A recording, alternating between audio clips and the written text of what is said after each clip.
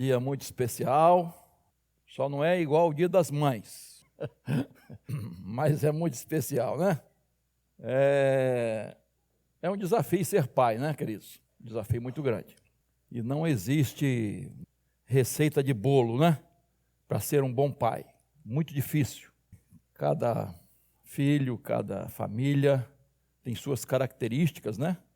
Então é muito difícil você dizer para os outros o que fazer. Mas nós temos um pai perfeito e temos princípios que se aplicam a todos os pais, a todas as famílias. Então nós temos um norte, sim. Nosso Deus é o pai perfeito. Mas há alguns pais que são exemplares e nós louvamos a Deus por isso. E hoje eu quero falar de um pai que tem muito a nos ensinar. Tanto agora de manhã, como à noite eu vou falar sobre ele. Ele se chama Abraão.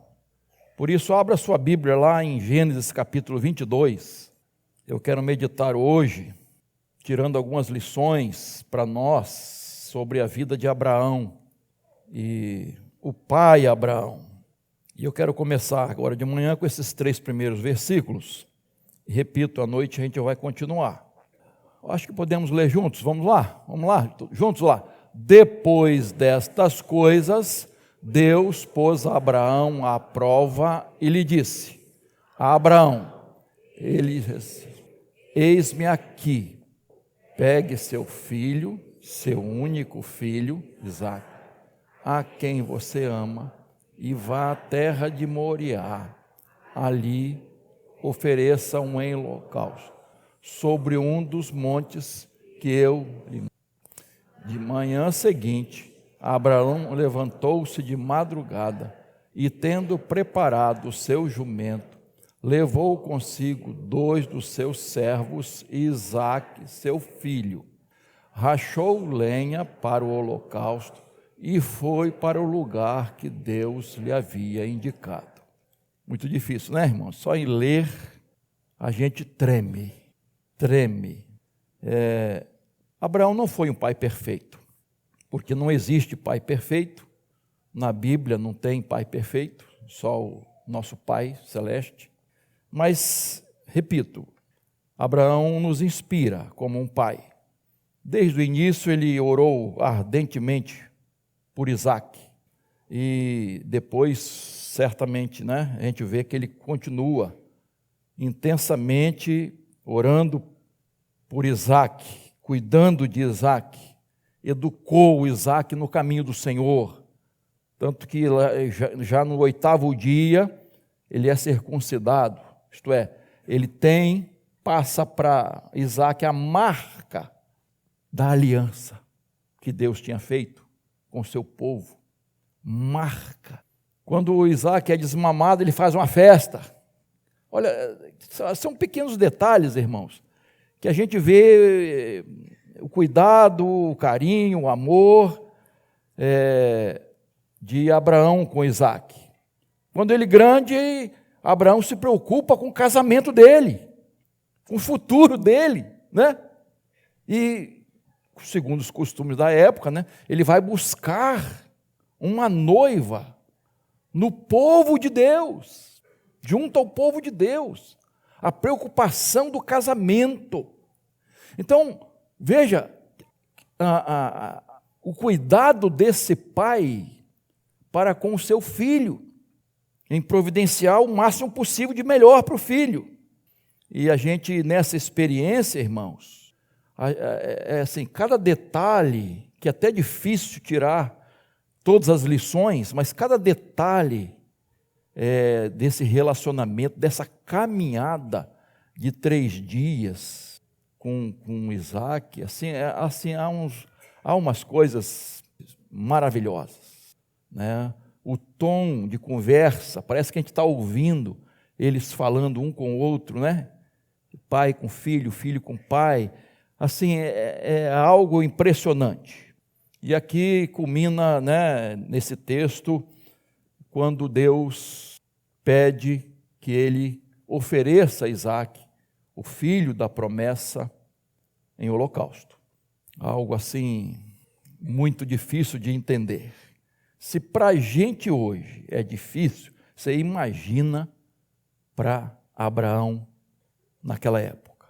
Mas a atitude de Abraão, as atitudes dele, é assim algo fantástico, é algo maravilhoso, é algo que inspira.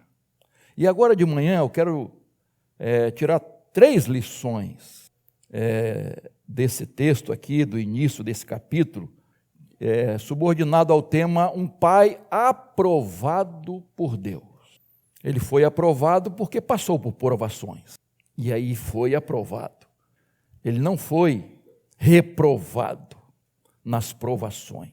E eu creio que isso se aplica muito aos pais hoje, a minha vida e a sua, pai, a sua vida, mãe, e aos futuros papais e mamães. Então, deixa a Bíblia aberta aí, vamos devagarzinho. Em primeiro lugar, como a Abraão, Deus prova a nossa fé. E eu começo aqui nesse primeiro versículo.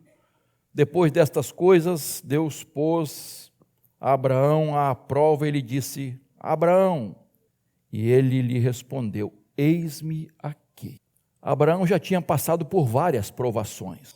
Eu contei pelo menos 6 provações que ele já tinha passado. Mas agora, irmãos, há uma suprema provação.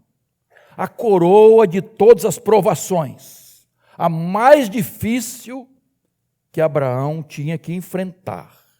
Entregar seu próprio filho em holocausto. Queridos, quem é pai sabe um pouquinho o que Abraão passou. Mas eu gosto de destacar aqui, primeiro, que o texto começa assim: depois destas coisas. E eu não creio que foi só aquela experiência mais contextual ali, próxima. Mas eu acredito que depois destas coisas se refere a tudo que Abraão passou. Deus não permite provações além de nossas forças. Então Deus preparou Abraão uma trajetória para que ele, naquele momento, fosse provado. Deus é Deus, Deus é Pai, Deus é amor, Deus é justo. E então Deus preparou aquele momento singular, essa prova singular, que jamais algum pai poderia imaginar. Abraão então enfrentou essa prova. A sua fé foi provada, irmão. A fé de Abraão foi provada. E ele demonstrou que tinha uma fé autêntica, robusta, verdadeira. E essa fé foi testada ao máximo de sua resistência. E aí, algo grandioso está aqui nesse texto. Esse episódio, irmãos, aponta para o maior gesto de amor da história. O maior gesto de amor da história. Esse episódio aponta para o amor de Deus, para aquilo que Deus ia fazer em Cristo, com seu Filho unigênito, lá na cruz do Calvário. E se você depois quiser pesquisar, você vai ver muitas coincidências, né? Desse episódio aqui com Jesus na cruz. Só que para Isaac teve um substituto, né? Mas para Jesus não teve. Então, o sacrifício de Isaac aponta para o Calvário. E a coisa interessante é que, na mesma cordilheira de Moriá, localizam-se Jerusalém e o Monte do Calvário. Então tem tudo a ver, irmãos. Isaac, como filho da promessa a Abraão, vai muito além daquele significado ali, aponta para o futuro, para aquilo que Deus planejava fazer, já tinha planejado fazer lá na frente por nossa salvação. Mas, às vezes, a gente não imagina o que Deus está fazendo, irmãos. A gente não imagina o porquê de certas provações. Coloque-se no lugar de Abraão. A gente não alcança a profundidade, né, do que Deus quer fazer na nossa vida e está fazendo em nossa vida. Nossos olhos são aqui fincados na terra, no aqui e agora, e muitas vezes a gente não consegue enxergar o alcance de Deus, aquilo que Deus está planejando, aquilo que Deus almeja, não é? Os propósitos de Deus lá na frente, na nossa vida. O porquê ou para que nós estamos passando por aquilo. E você que é pai, você que é mãe, né? Às vezes nós passamos por situações que nós não entendemos, não alcançamos. Por que de certas provações? Por que de certas lutas e dificuldades? O que Deus está querendo fazer com a minha vida, com a minha família, com os meus filhos? Às vezes a gente não alcança, irmãos. E a Bíblia nos fala sobre isso, né? Que os caminhos de Deus, os pensamentos de Deus são muito mais altos. A gente não alcança. Então ali, aquele sacrifício apontava para o Calvário. Aquele filho da promessa apontava para Jesus. E Deus muitas vezes, irmãos, está fazendo algo em nossa vida e a gente não consegue entender o porquê de certas coisas. Repito isso. Mas o que Deus está fazendo, irmãos? Ele está provando nossa fé. Pai, Deus está provando sua fé. Deus prova a sua fé. Mãe, Deus prova a sua fé. São oportunidades que Deus nos dá para exercitar nossa fé. E se há algo que Deus precisa fazer em nossa vida, é exercitar nossa fé. E como Deus faz isso? Provações, oportunidades para exercitarmos nossa fé. Às vezes coisas pequenas e às vezes coisas grandes. Coisas que não exigem muito esforço, mas outras que exigem muito esforço. E quanto mais esforço, quanto maior a prova, maior a bênção. E hoje à noite eu vou falar isso, encerrando esse capítulo. O que Deus estava planejando? O que Deus falou logo depois para Abraão? Então, queridos, é importante nós entendermos que as experiências que nós estamos passando com a família, e em especial com nossos filhos, Deus está dando oportunidade para crermos nele, para confiarmos nele, para colocar nossos filhos nas mãos dele. Um atleta precisa estar sempre se exercitando, né? Eu, por exemplo, só em olhar para mim já vê que não tenho feito isso. Mas um atleta profissional, por exemplo, ele treina todos os dias. Quantas horas? Às vezes 8 horas ou mais, exercitando. Para quê? Para o seu corpo ficar submisso, não é? Ele ter controle. Enfim, cada dia mais seus músculos vão sendo fortalecidos. Mas é preciso estar exercitando. E Deus age assim conosco, irmãos. E quando você abre a Bíblia, falando do exercício espiritual, que é muito mais importante, né? Se o físico é importante, né? Nem se compara. E então, as tribulações vão produzir o quê? Paciência. A paciência, vai produzir em nós a esperança, isto é, uma experiência profunda com Deus. É isso que Deus quer fazer conosco. Nos dá experiências profundas com Ele. Não experiências superficiais, profundas. Experiências de fé, irmãos. Quando as pessoas têm experiências de fé com Deus, há um crescimento fabuloso na vida dessa pessoa. Há uma maturidade grandiosa na vida dessa pessoa e desta família. Irmãos, infelizmente há uma tendência muito grande hoje de achar que provações, tempestades são castigos de Deus. Deus está nos castigando. Por que, Senhor? Onde eu errei? Não é? A gente sempre pergunta isso. Que pecado eu cometi? Onde foi que eu falhei?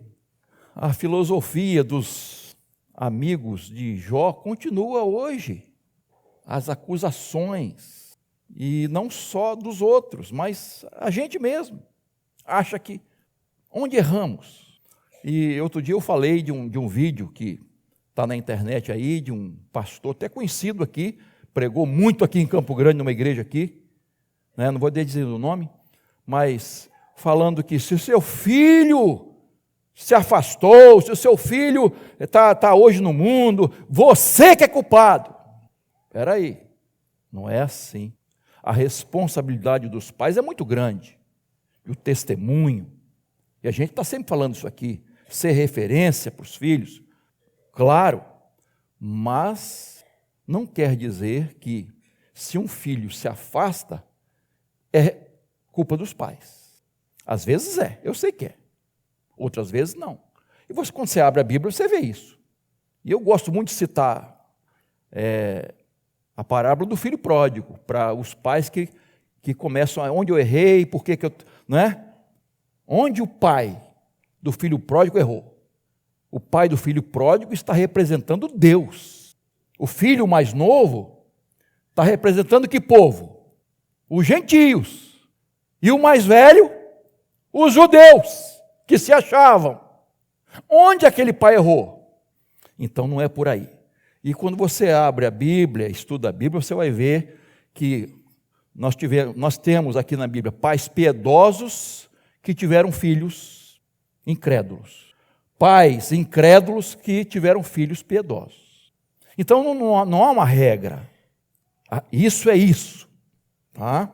Então é importante a gente não culpar os pais. Temos responsabilidade imensa,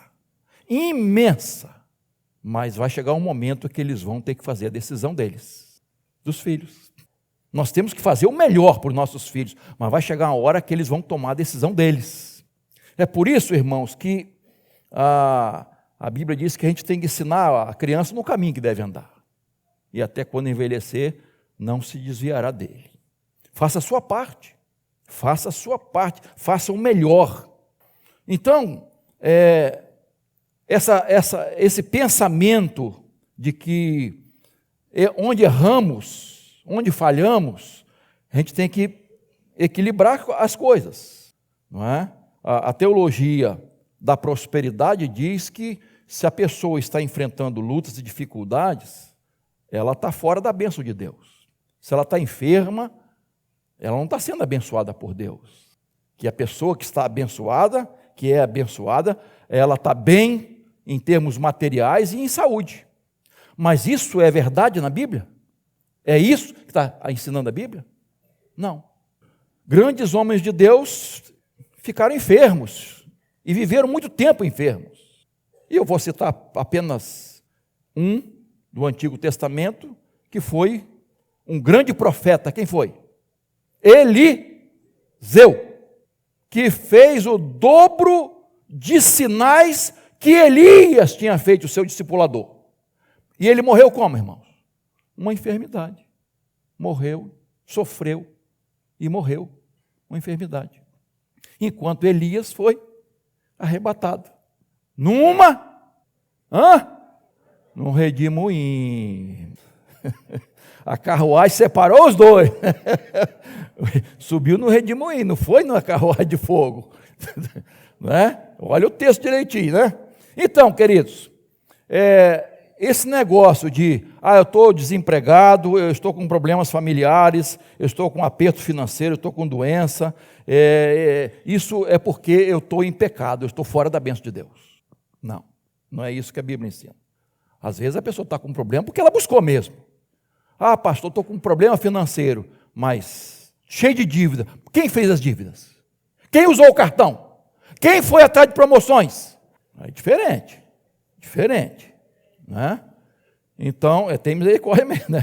Porque Se eu não posso comer filé mignon, eu vou comer um ovinho frito, queridos. E que gostoso com aquele arroz branquinho, soltinho, né? Aquele arroz de Maricá, Paulo, né? Não está gostoso, irmãos? Bota uma saladinha de tomate, e aí, gente, acabou. Vamos fazer isso no Dia dos Pais. Faz isso e me dá aquilo que você preparou, que eu levo para casa. Então, irmãos, eu sei que às vezes há consequências de decisões erradas, de escolhas erradas que nós fazemos. Estou mal no casamento. Você orou, você buscou a Deus, você perguntou se aquele casamento era da vontade de Deus?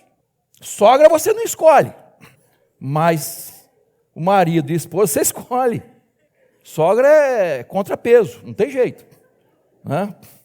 Então, irmãos, a gente precisa entender bem isso para a gente avaliar nossa vida espiritual, nossa vida cristã.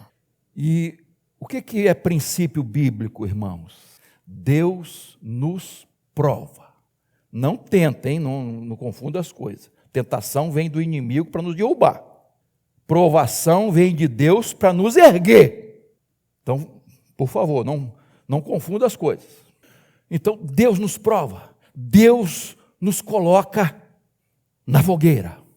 Provas de fogo, irmãos. Essa aqui de Abraão, meu irmão, olha só. Prova de fogo, irmão. Todo oleiro tem na sua olaria o quê? Um forno. Porque o vaso, depois que está bonitinho, mas não está pronto. Está bonitinho, mas não está pronto. Ele tem que ir para o forno. Ele tem que ser queimado para poder ficar útil.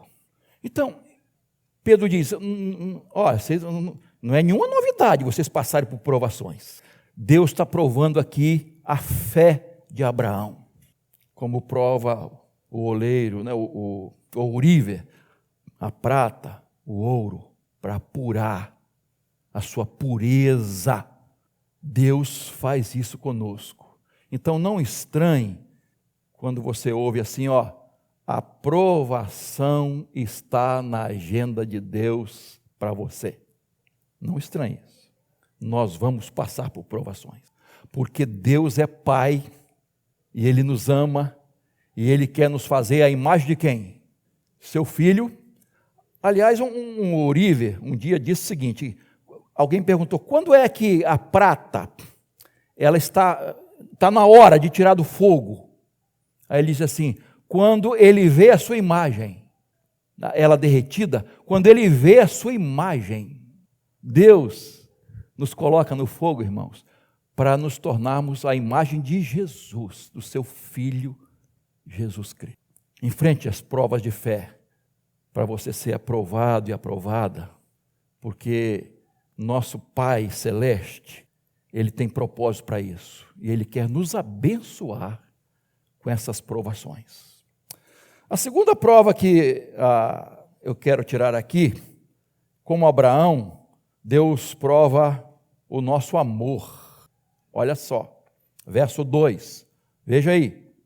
Deus continuou, pegue o seu filho, seu único filho, Isaque, a quem você ama, e vá à terra de Moriá. Ali ofereça-o em holocausto, sobre um dos montes que eu lhe mostrar. A quem você ama. Alguém tem dúvida que Abraão amava Isaque?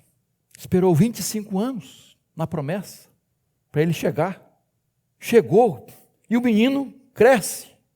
Aquela festa, não é? E tal, aquela alegria na criação de Isaque e tal, aquele negócio todo. Quando o menino está adolescente para jovem, que não era mais uma criancinha aqui, tá, queridos? Algumas traduções falam do rapaz. Deus diz, me ofereça. Queridos, é muito difícil quando Deus pede aquilo que amamos, ou o que mais amamos. Pai e mãe, vocês se sacrificam pelos seus filhos? Estão prontos a isso? Sim, todo dia. Vocês renunciam pelos seus filhos? Claro. Como nós fazemos isso, irmãos? Abrimos mão de tanta coisa por nossos filhos. E se fosse preciso, até morreríamos por eles, pelo amor que nós temos a eles. E eu não tenho dúvida que pai e mãe aqui fariam isso. Agora, você ama seu filho ou sua filha mais do que ama a Deus? Ah, pastor, aí que começa o problema. Nós amamos nossos filhos mais do que amamos a Jesus? Será que às vezes os filhos não se tornam ídolos na nossa vida? Que pode ser marido, pode ser esposa, pode ser filho, pode ser filha, pode ser nosso trabalho, pode ser um monte de coisas. Pessoas e coisas podem se tornar ídolos quando nós priorizamos mais do que a Deus. Então, será que amamos mais nossos filhos do que amamos a Deus? É uma pergunta que cada um precisa fazer. Estaremos prontos a abrir mão dos nossos filhos por amor a Jesus? Um irmão estava no porto, um navio estava de partida, zarpando, e dois crentes se encontraram. Aí um falou assim para o outro: estou muito feliz. Por quê? O outro perguntou. Porque lá, aí nesse navio, eu ofertei um consultório completo de odontologia para a China, para o trabalho missionário na China. E eu estou feliz porque eu ofertei isso, e está indo agora. Aí o outro disse assim: pois é, eu também estou feliz. Mas por quê? Porque a minha filha está indo, entregou sua vida para a obra missionária e ela vai trabalhar no seu consultório. Aí o outro falou assim: caramba, então estou até envergonhado. Eu não doei nada diante do que você ofertou. Estaríamos dispostos a abrir mão, irmãos, nossos filhos para a obra missionária, para o trabalho de Deus? Abraão precisava provar para ele mesmo, porque Deus sabia de tudo, Deus sabe de tudo, é onisciente, né? Que ele amava mais a Deus do que amava Isaac. Um amor grandioso por Isaac, mas ele amava mais a Deus. O primeiro lugar no coração de Abraão estava o Senhor, não estava Isaac, e ele prova isso. Irmãos, quando nós amamos a Deus acima de tudo e de todos, nós amamos da forma certa e na medida certa. Porque quanto mais amamos a Deus, mais vamos amar nossa família e os outros. Quando nós trocamos as prioridades, nós erramos. Quando nós fazemos as prioridades certas, a bênção de Deus está sobre nós. As promessas de Deus estão sobre nossa vida e elas se cumprirão. Nós seremos muito mais felizes quando amamos mais a Deus. Então não troque, não inverta os valores, as prioridades. Em primeiro lugar na sua vida deve estar Deus. Em segundo lugar na sua vida, a família. E na família, primeiro vem o cônjuge, depois os filhos. Porque os filhos um dia vão sair. E você não pode ficar com o ninho vazio. Síndrome do ninho vazio. Acabou para mim. Já viu gente falar assim? Acabou para mim. Acabou. Festeja. Depois vem os netos. Se vierem, beleza. Se não vierem, né? Amém. Mas vem os netos para fazer bagunça na nossa casa. Para a gente se alegrar. Para alegrar o nosso coração. Aí depois vem o seu trabalho. Vem o seu trabalho. E eu tive que falar isso numa reunião, não sei se o irmão Elias e Ruth estavam presentes, numa reunião de liderança, porque depois que Davi nasceu, 2 filhos, eu fiquei mais em casa, dando assistência, porque pastor sozinho para fazer tudo, pregar aqui e ali, festejar, casamento, funeral e tal, e tudo. Aí eu falei, vou dar uma aguentada aqui. Durante a semana, vou botar um pregador, enfim, né, tal. E teve gente que chiou. Aí reuni a liderança da igreja e falei: irmãos, eu entendo assim, primeiro está Deus na minha vida, segundo lugar vem a minha família, porque se eu tiver mal com a minha família, eu vou estar mal no ministério, e os irmãos vão me criticar. Conhece pastor que se dá mal com a família? Não vou entrar em detalhes porque não estou aqui para julgar ninguém. E falei, em terceiro lugar vem o meu trabalho, que é a minha igreja. Não vou deixar na mão, como tem feito até hoje. Mas vocês precisam entender que essas são as minhas prioridades, que eu entendo na palavra de Deus. E não é fácil fazer isso não, irmãos. Não é fácil fazer isso não. Porque tem gente de língua grande, ainda é pequena, não sei se essa língua vai entrar no céu não, hein? Porque é tão grande que vai ficar do lado de fora. E vocês sabem disso. Vocês têm ouvidos e têm língua também. Mas não estou aqui para julgar ninguém, não estou lembrando de ninguém agora, por favor, aí, gente. Abraão foi provado no seu amor. Você me ama mais do que ama Isaque. Então me entrega a ele. Oferece-o prontamente. Queridos, Mateus capítulo 10, verso 37. Olha lá. Quem ama seu pai ou a sua mãe mais do que a mim, não é digno de mim. Quem ama o seu filho ou a sua filha mais do que a mim, não é digno de mim. Não inverta as prioridades. Porque se você colocar as prioridades nos lugares certos, você será ricamente abençoado por Deus. Repito, as bênçãos do Senhor, as promessas do Senhor estarão sobre sua vida. Quando há princípios, irmãos, não há ninguém perfeito, marido perfeito, mas há princípios. Quando esses princípios são quebrados, são ignorados, nós sofremos as consequências. Eu vou dizer um, que não é meio de lar nem nada. Marido, você é o líder do seu lar. Não é a sua esposa. Você é o sacerdote do seu lar. É você que tem que tomar a iniciativa. É você que tem que chamar. É você que tem que liderar. Mas a esposa não tem conversa. Eu sei que a esposa, às vezes, ela quer saltar na frente, né? Que o marido tem maridão assim que... amanhã, depois da manhã, lá a gente vê... Quando o casar passa, leva tudo na brincadeira. Então a esposa tem que chegar junto. Lógico, se ele não fez, há coisas que precisam ser feitas. Eu entendo isso. Mas, minha irmã, ajuda ele a liderar. Joga ele na fogueira. Joga ele no fogo. Se vira. É você. Mulher é mulher. Esse feminismo acaba com a mulher. Ela precisa ser protegida, amada, cuidada. Empoderamento, não é essa a palavra que se usa? Empoderamento da mulher. Não quebre princípios, não ignore princípios da palavra de Deus.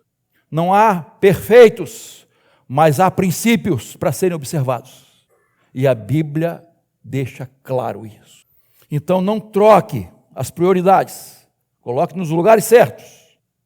Irmãos, o diabo se equivocou com Jó. Ele caiu do cavalo. E não foi uma vez, não, foram 3. Quando ele achou que Jó amava mais os bens materiais do que a Deus. Quando Jó amava mais os filhos do que a Deus. Ele se equivocou achando que Jó amava mais a saúde, priorizava mais a sua saúde do que a Deus. Ele caiu do cavalo e apostou com Deus, hein? Aposta é minha palavra, tá, irmão? Ele estava certo que é isso mesmo. Infelizmente, ele está certo em relação a muitos cristãos. Porque a vida mostra, irmãos, que as pessoas estão priorizando mais as coisas materiais do que a Deus, do que a fidelidade a Deus. A vida mostra, os atos mostram. O importante é ter saúde.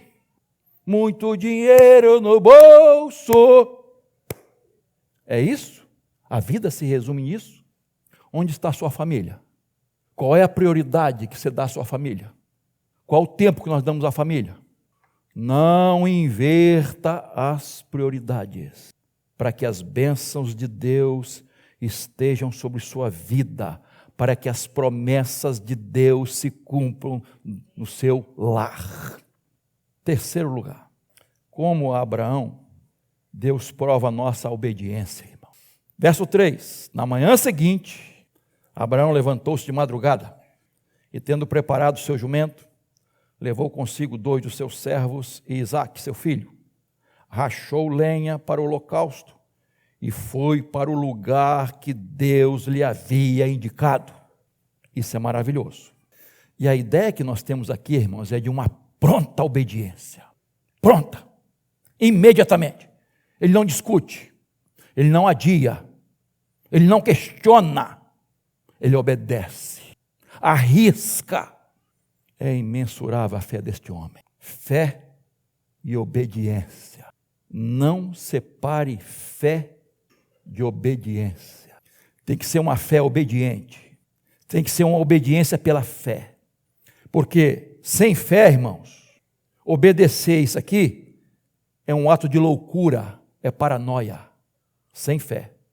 Sem fé, irmãos, esse ato aqui é um atentado criminoso. Sem fé, irmãos, Abraão não é herói, ele é cruel. Abraão não é servo, ele é um carrasco. Sem fé. Mas ele agiu pela fé. E ele foi obediente. Mesmo que tudo parecesse ilógico e absurdo. Se você depois, você já sabe o que eu vou dizer, Hebreus capítulo 11, o que mais se repete nesse capítulo é pela fé. Mais de 10 vezes. Pela fé, pela fé, pela fé. E diz mais esse capítulo.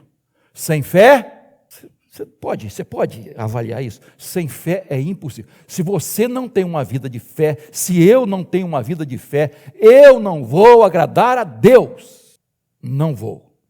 Mas não é uma fé de gogó, intelectual, teórica. É a fé que Tiago diz, que tem obras, que obedece. Olha só, toma, vai, sacrifica. Tomou, foi e ia sacrificar.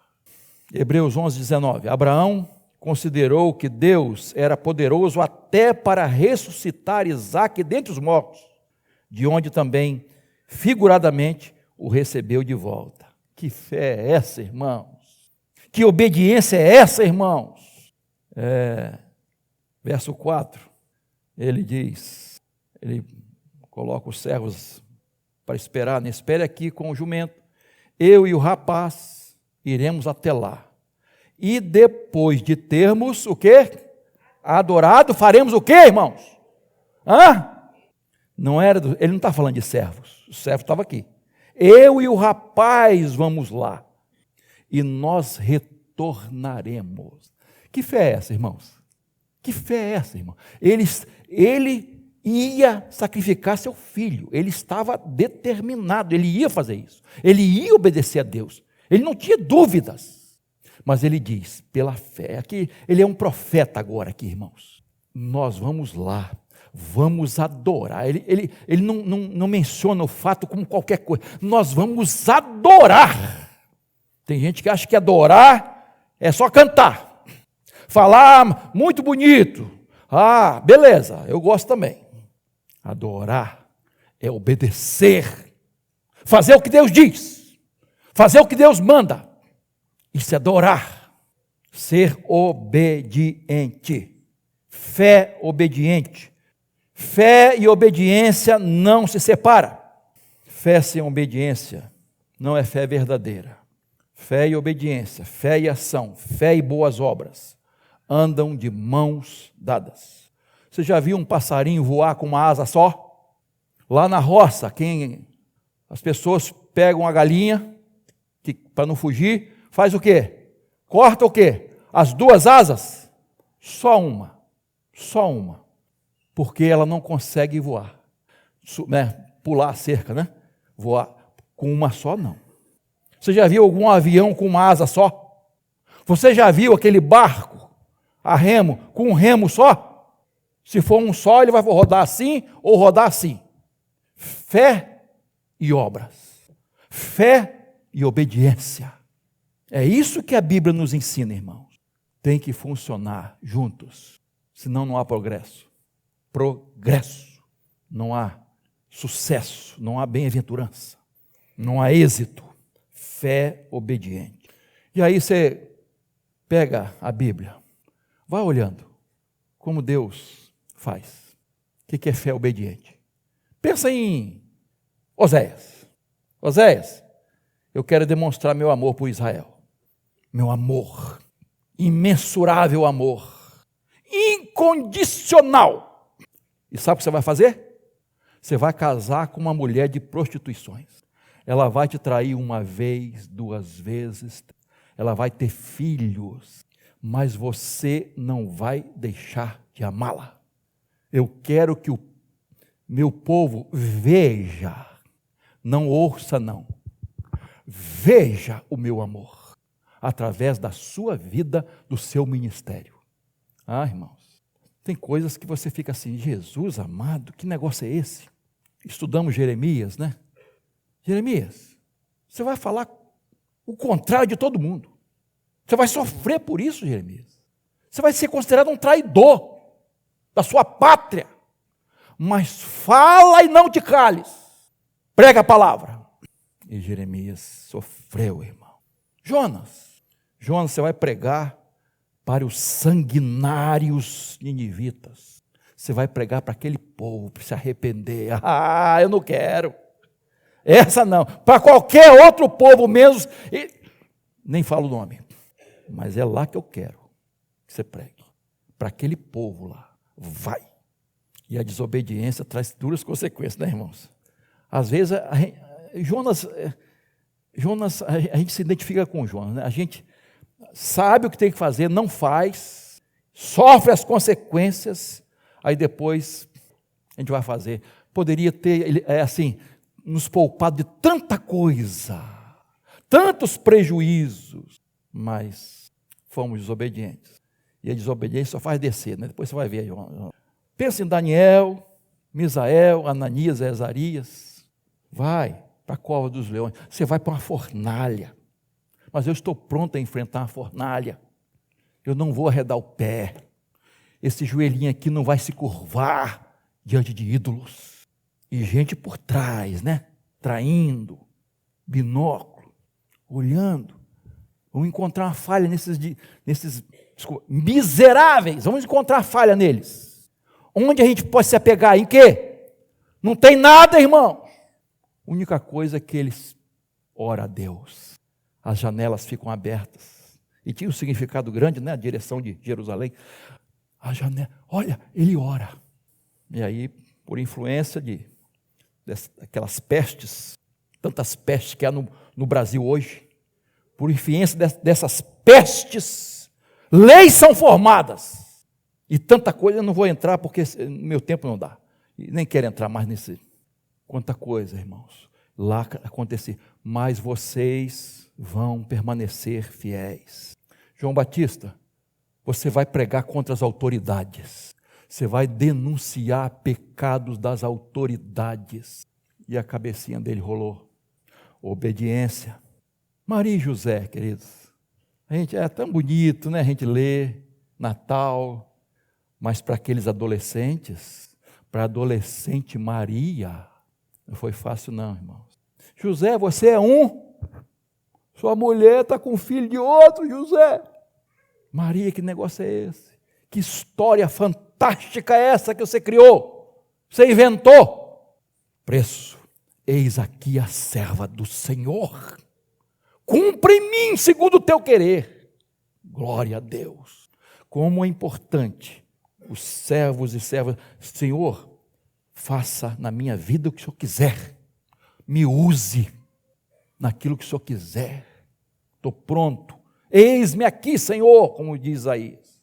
Envia-me a mim. Se eu tivesse uma chamada como a de Paulo, eu não teria, talvez, me decidido para a obra de Deus. Eu vou te mostrar, Paulo, Saulo de Tarso, o quanto você vai padecer pelo meu nome. Ah, que homem que padeceu, irmãos. Esse homem era azarado, irmãos. Todo navio que ele estava afundava. É pior do que Jonas. Olha lá a descrição das viagens. Na teologia de hoje, Paulo é um derrotado. Esse homem, o ministério dele é só derrota. Porque olha a vida dele, como ele sofreu. Este homem sofreu de tudo quanto é lado, irmãos. Sofrimentos, perseguições internas dos que se consideravam religiosos e perseguição externa. Perseguição. Mas ele está ali, ó. Obediência, obediência, obediência. E o exemplo maior, irmãos, de obediência, Jesus. Sendo Deus. Irmãos, quando eu vejo Jesus dizendo, passa de mim esse cálice, se for possível. Quando eu leio Jesus na cruz dizendo, Deus meu, por que me desamparar? O sofrimento maior de Jesus não foram os cravos, não foi o chicote, não, irmão. Foi o abandono do Pai, por minha causa, por sua causa. Ele tinha que morrer pelos nossos pecados, para cumprir a justiça de Deus. Obediência. Vamos colocar isso na nossa cabecinha, irmãos. Obediência, obediência, obediência, obediência. A obediência tem um preço, irmãos. E às vezes um preço alto. Você falar a verdade tem um preço alto. Muitas vezes. Você não mentir, não enganar, tem um preço alto às vezes. Tem consequências. Você não aceitar propina tem um preço. Tem um preço, irmãos. Você agir com justiça, fazer o que é correto, tem um preço, irmão, porque são mandamentos do Senhor. É mandamento do Senhor, marido amar a esposa.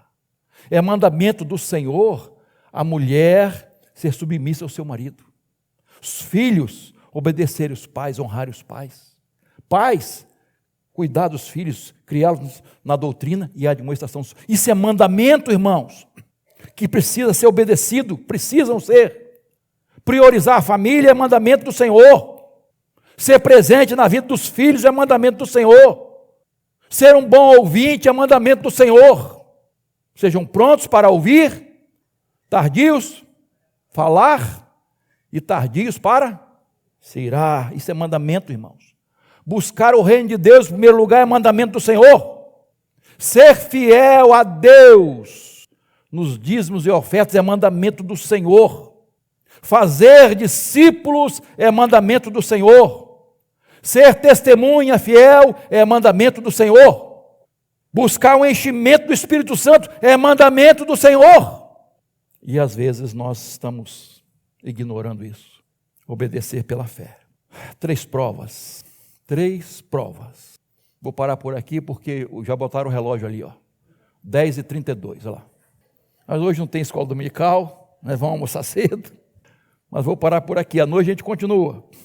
Vou falar sobre um pai temente a Deus. Deus diz, agora sei que você é temente. Deus sabia, né? Claro. Mas Abraão não sabia o quanto ele era temente a Deus.